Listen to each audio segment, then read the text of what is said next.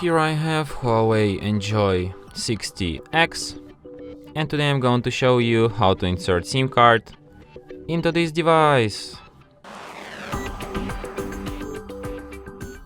So for this operation you will need this kind of tool, which will help you to eject the SIM card and SD card slot. I mean just SIM card slot, which is located right here. So firstly we have to remove cover slightly.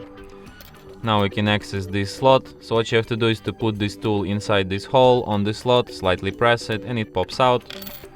Now we can eject it just like this. So here on this side it says SIM 1, on other side it doesn't say anything, but I guess other side is SIM 2. So let's insert our SIM card like this, and then put it back into our device. And as you can see, it immediately requires PIN code to my SIM card, which is the proof that SIM card is detected. So let's enter it, and yeah.